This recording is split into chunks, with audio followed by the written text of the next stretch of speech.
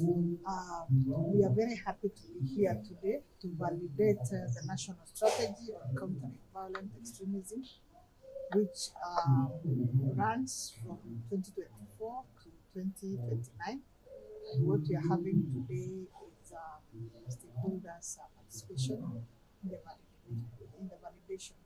Of course, the strategy also has a lot of contribution from the stakeholders, and of course, our country still faces the threat of violent extremism, and that's the reason why it is important to keep improving on our strategies. Yes. You know, violent extremism, and I want to correct you because in my earlier speech, I indicated that in this part of the country, that is Nyanza, people think that you are not prone to violent extremism. You see, you mentioned the other regions without mentioning Nyanza. Last year, we had a case of violent extremism in Siaya, where we lost one of our police officers, and the second one was injured. So there's a big difference between violent extremism and banditry, as you put it, because violent extremism is a very complicated matter, whereby the security agencies have to keep updating their strategies on how to fight the extremism. In the past, Kenya has been a target, and we still continue being targets of violent extremism. And it requires the efforts of all stakeholders.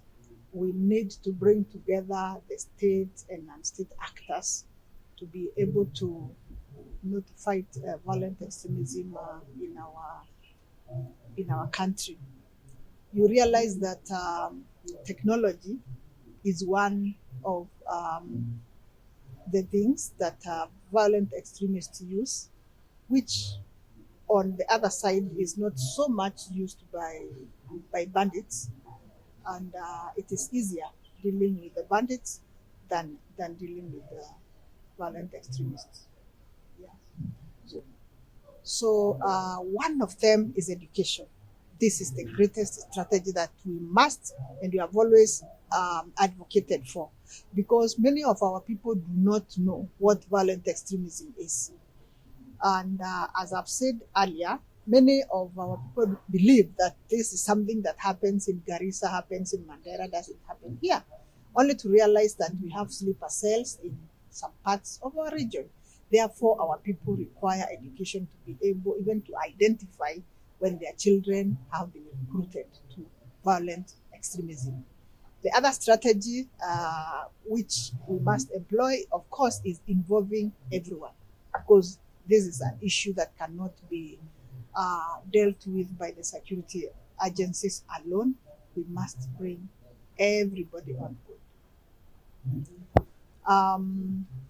It is a very complex matter, and actually many of them have been recruited through the same channel,